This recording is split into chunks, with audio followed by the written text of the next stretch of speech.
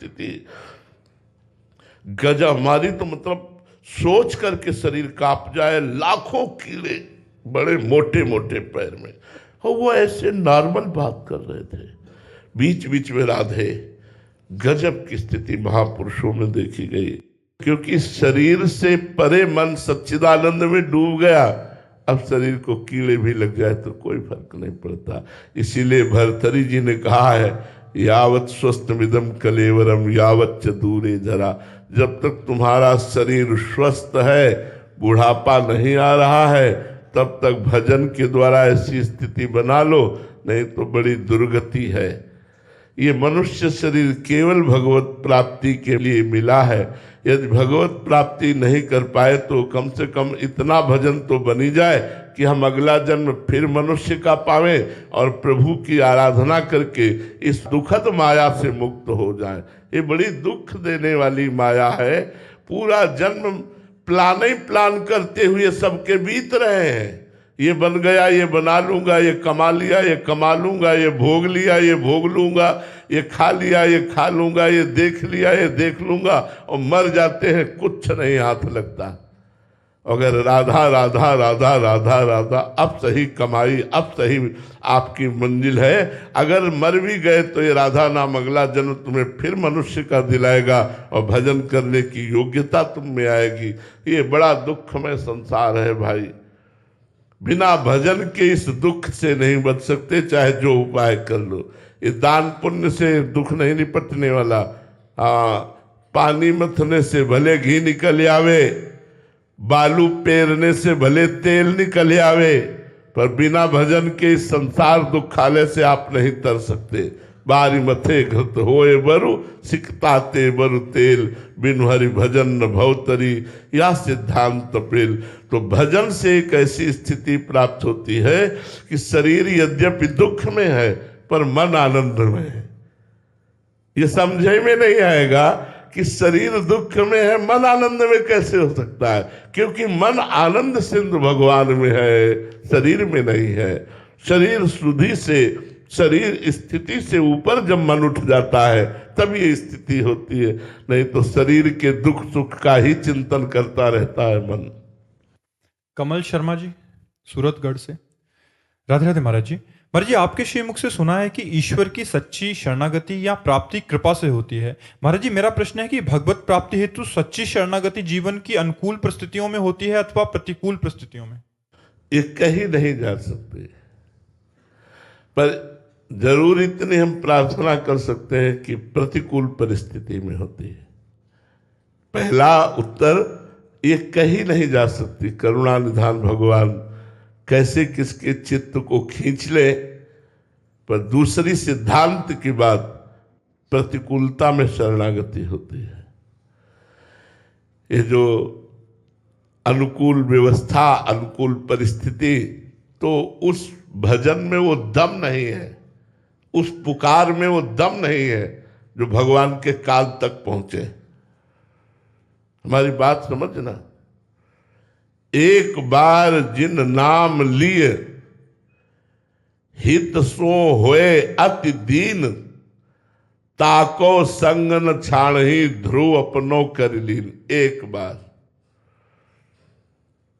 वो आर्त भाव, जब सब जगह से ठोकर खा करके कोई साथ देने वाला नहीं और अपनी भी सामर्थ्य नहीं रह जाती, तब जो शरणागति होती है वो धन्य कर देती है। और वो शरणागति होती है प्रतिकूलता में। आज तक प्रायः, वैसे हमने पहला उत्तर दिया है कि ये सिद्धांत नहीं है, भगवान किसी के चित्त को कभी भी चुरा सकते हैं, कभी भी उसको विवेक जागृत हो सकता है। लेकिन प्रायः उच्च कोटि की शरणागति विपरीत परिस्थिति में, अव्यवस्था में, तिरस्कार में, अपमान में, प्रतिकूलता में, दुख में ही हुई है, विपरीत परिस्थिति में। महाराज जी, एक साधक का एक प्रश्न था कि 84 जी के मानसिक पाठ का प्रयास किया जाता है, जब बीच में किसी कार्य या बातचीत में लग जाते हैं तो पाठ आगे नहीं बढ़ता, तो 2-3 शब्द या आधी अधूरी पंक्ति ही मन में बार बार चलती रहती है। महाराज जी क्या ये भी नाम जप के बराबर ही है? हाँ बिल्कुल, नाम जप के बराबर है। कहत हरिवंश हरिवंश हरिवंश हित, जपत हरिवंश हरिवंश बानी। श्याम श्यामा प्रगट प्रगट अक्षर निकट, प्रगट रस स्रवत अति मधुर बानी। सोज बानी रसिक नित्य निस दिन, रटत कहत अर सुनत रस रीति जानी। ताहि तजियोर गाउन कमहु कछु, प्राण रमिरहि हरिवंश बानी। वैसे जिनका प्रश्न है वो ध्यान से सुन ले कि जैसे हमारा चतुरासी जी का पद चल रहा है, मानो हम बन की कुंजन कुंजन डोलन, निकसत निपट साकरी बीथिन परसत नाहि निचोलन। इसके बाद हमें बात करनी है। तो पहले हम अपनी मानसिकता को ठीक से उस चतुरासी जी की उस लाइन पर स्थित करें। निकसत निपट साकरी बीथिन परसत नाहि निचोलन। अब बात शुरू की। बात शुरू करते हुए आगे की लाइन शुरू कर देंगे मानसिक। प्रात काल रजनी सब जागे, सूचत सुख दृग लोलन। आलसवंत अरुण अति व्याकुल कछु उपजत। फिर बात करनी है, फिर रोक दिया, फिर उसी लाइन पर दृष्टि रखा। ऐसा होता है। तो यदि हम एक लाइन को भी 100 बार करते हैं तो वो मंत्र के बराबर फल प्रदान करने वाली होती है। उसमें कोई अंतर नहीं। नाम वाणी में कोई अंतर नहीं, मंत्र वाणी में कोई अंतर नहीं। चतुरासी जी की पंक्ति और निज मंत्र में कोई अंतर नहीं है। यदि आप एक ही पंक्ति 1000 बार बनी वृषभानुनंदनी आज, बनी वृषभानुनंदनी आज, बनी वृषभानुनंदनी, तो मानो आपका निज मंत्र चल रहा है। आप बिल्कुल परेशान मत होइए। चतुरासी जी के एक एक अक्षर में श्यामा श्याम विराजमान। श्याम श्यामा प्रगट प्रगट अक्षर निकट, शब्द नहीं अक्षर, प्रगट अक्षर निकट, प्रगट रस स्रवत अति मधुर बानी। सोज बानी रसिक नित्य निस्दिन, रात दिन रटत कहत और सुनत रस रीति जानी। ताहि तजियोर गाउन कभू कछु, प्राण रमिरहि हरिवंश बानी। 84 जी का पाठ मानसिक कर ले तो जय जय, गान करे तो क्या कहना है, मानसिक कर ले तो बहुत बड़ी बात है। क्योंकि मन से चतुरासी जी की आवृत्ति करना ये बहुत बड़ी बात है। और जो भी साधक ये कर रहे हैं खूब उनको प्रोत्साहन देते हैं कि आप करो। निश्चित निकुंज में जाने की तैयारी हो रही है। यदि मानसिक चतुरासी जी का पाठ हो रहा है तो हम निकुंज में तैयारी कर रहे हैं मन को पहुंचाने की। पूरन राम जी पंजाब से। राधे राधे महाराज जी। महाराज जी शरीर पिछले 1.5 साल से आपकी एकांतिक वार्तालाप सुन रहा है, बहुत परिवर्तन जीवन में आया है। महाराज जी मेरा प्रश्न है कि हम सबको पता है कि एक दिन मरना है, परंतु जीते जी मरना कैसा होता है महाराज जी, ये समझ नहीं पाए। ऐसे यहीं से शुरू होता है जीते जी मरना, गुरु की शरणागति से। चलो ऐसा करो। अब मन कह रहा नहीं यार ऐसा कैसे, जीवित मर जाए उलटी आप में समाये, यह दिलगिरी। अगर ये स्थिति कोई प्रदान कर सकता है तो गुरुदेव दूसरा कोई त्रिभुवन में है ही नहीं। त्रिभुवन में कोई ऐसा नहीं जो गुरुदेव स्थिति प्रदान करते, वो त्रिभुवन में कोई ऐसा नहीं है। गुरुदेव की आज्ञा में कितना दम है वो हम बाद में जान पाए। बस हमको एक भय था कि आज्ञा नहीं टालनी, मर चाहे जाऊं आज्ञा नहीं टालनी। मुझे कुछ पता नहीं कि ये क्या कह रहे हैं, पर जो कह रहे हैं मुझे वही करना है, कुछ भी हो। मैं गुरुदेव की आज्ञा नहीं टाल सकता। बस इतनी बात गुरु कृपा से हमारे दिमाग में बैठ गई थी, बाद में निहाल कर दिया। ये आज जो आप लोग सुन रहे हैं, आपको जो लाभ मिल रहा है वो गुरु कृपा से मिल रहा है। मैं किसी योग्य नहीं हूं। मूकम करोति वाचालम पंगुम लंघयते गिरिम, यत् कृपा तमहम वंदे परमानंद माधवम। वो गूंगे से वेद पढ़वा दे, लूले लंगड़े से पहाड़ फंदवा दे, ऐसे ही मुझ अधम से जगत का कल्याण रूपी कार्य ये मेरे से हो सकता है, ये गुरु कृपा से हो सकता है। तो गुरु कृपा ही जीव के अहम को पलट करके दासत्व में बदलती है, दैन्यता में बदलती है। अब मैं गुरु का एक खिलौना हूँ और गुरु मेरे खिलाने वाले हैं।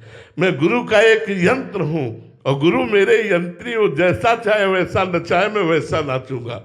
राधा वल्लभ लाल मैं तेरे ही नचाए नाचूं। जैसा नचवाओगे वैसा नाचेंगे, जैसा कहोगे वैसा करेंगे। कोई अहंकार नहीं, जैसा कह दिया वैसा।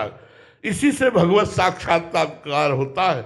अपनी साधना तो एक निमित्त मात्र है, भगवत साक्षात्कार बड़ा कठिन है उनकी आज्ञा का पालन करना। एक बार रामानंदाचार्य जी महाराज एक बगीचे में मंडली लेके पहुंचे।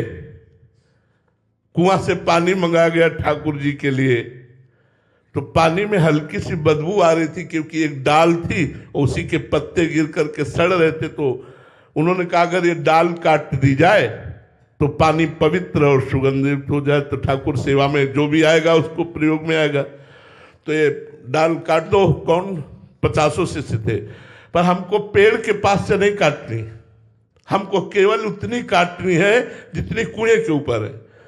तो हुआ कि महाराज कुएं के ऊपर वाली काटी जाएगी तो जो काटेगा वो नीचे चला जाएगा कुएं में। उन्हें मुझे इससे कोई मतलब नहीं है, कोई खड़ा हो। तो एक प्राण समर्पित किए हुए शिष्य थे, वो खड़े हो गए, जो आज्ञा गुरुदेव। कुल्हाड़ ली, चढ़ करके पेड़ के पास से उधर आए कुएं के ऊपर, और उतनी ही काटी जो कुएं के ऊपर, जे ही काटी मैं कुल्हाड़ से कुएं में चले गए। अब सबसे सिहाय हाय करने लगे, वो आनंद में ऐसे बैठे थे रामानंदाचार्य स्वामी जी महाराज। शिष्यों ने कहा महाराज जी वो तो डूब गए, वो तो मर गए होंगे, आवाज ही नहीं आ रही। वो शांत बैठे रहे। थोड़ी देर में आवाज आई, नमो नमः नमो नमः, जय हो जय हो जय हो। और देखा कि वो तेजोमय स्वरूप से कुआं के बाहर आ गए। तो उनका इतनी देर कैसे लगी? बोले गुरुदेव जो ही कुआं में गया तो साकेतपुर धाम के राम जी के पार्षद आए और मुझे साकेतपुरी ले गए। वहां राम जी का मुझे प्रसाद पवाया, दर्शन हुआ, और आपकी कृपा से गुरुदेव में निहाल हो गया। अब सबके मन में ललक लगी कि यार राम जी के दर्शन के लिए तो बाबा जी बोले थे, अगर हम गुरुदेव की बात मान लेते, प्राण अर्पित कर दिया तो भगवान का साक्षात्कार हो गया। कहीं गुरुदेव की आज्ञा पर दुर्गति हो सकती है, कहीं गुरुदेव की आज्ञा पर आप कुमार्गगामी हो सकते हैं, कहीं गुरुदेव की आज्ञा पर आपका अहित हो सकता है, लग सकता है। लेकिन जितनी कृपा होती है वो गुरुदेव की आज्ञा में होती है। बहुत कठिन है जब गुरुदेव अपमान करे हम सह जाए। एकांत में अपमान करें तो चल जाएगा, जब सभा में अपमान करें गुरुदेव और हम सह जाए, तभी माना जाएगा कि हम शिष्य हैं। सभा में अपमानित कर रहे हो, हाथ जोड़े, बिल्कुल मेरे मालिक जैसा आपका, मैं आपका गुलाम हूं, मैं आपका दास हूं, इतना भाव, मैं आपका हूं। बेमतलब अपमानित कर रहे हैं, फिर भी हाथ जोड़े, जी जी जी, तुम नीच हो जी, तुम अधम हो जी, वही दरवाजे पे बैठ। ऐसे को भगवान प्राप्त होते हैं। ऐसे को कहा जाता है जीवित मर जाए उलट आप में समाये, जैसा गुरुदेव चाहे। ये गुरुदेव ही कर सकते, भगवान नहीं। भगवान को करना होता तो बहुत जन्मों से हमारे हृदय में बैठे अब तक कर दिए होते। इसीलिए मोरे मन प्रभु से विश्वासा, राम से अधिक राम कर दासा। भगवान से भी बढ़ करके गुरुदेव को इसीलिए कहा गया कि जो काम भगवान हृदय में बैठ के नहीं कर सके, वही भगवान गुरुदेव के रूप में जब बाहर आए तो सब बात बन गई। तो गुरुदेव को भगवान से श्रेष्ठ मानकर उनकी आज्ञा का पालन करते हुए जो चलता है, वही बहुत जल्दी श्री जी का कृपा पात्र बन जाता है। लाडली जी उसे दुलार करने लगते हैं। सौम्या जी फर्रुखाबाद से। राधे राधे महाराज जी। महाराज जी, एक सच्चा और आज्ञाकारी शिष्य कौन होता है? जो अहंकार को गुरुदेव के चरणों में समर्पित कर दिया। सच्चा और आज्ञाकारी वही है जो अहंकार को गुरुदेव के चरणों में समर्पित कर दिया। अहंकार ही बुद्धि चलवाता है।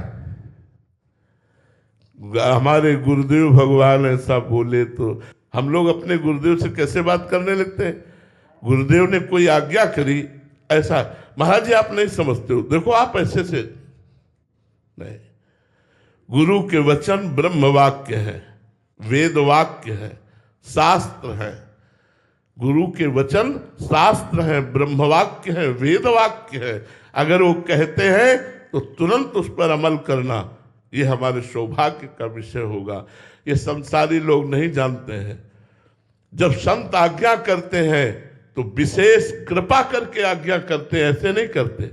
हम उनकी बात नहीं करते जो दंभ करते हैं, पाखंड करते हैं, जो नाना प्रकार के वेश धर कर इस वेश को बदनाम करते हैं, हम उनकी बातें नहीं करते, हम संत की बात कर रहे हैं। संत जब कृपा करते हैं तो कोई आदेश करते हैं, संत जब कृपा करते हैं तो कोई उपदेश करते हैं। उस समय अपने मन को एकाग्र करके, अहंकार का त्याग करके उनकी बात मान लेनी चाहिए। जो गुरुदेव की आज्ञा पर चलता है, गुरुदेव के इशारे को समझता है, उसे भगवत प्राप्ति कोई दूर है क्या? वो तो भगवत प्राप्त ही है, क्योंकि अपने साक्षात परब्रह्म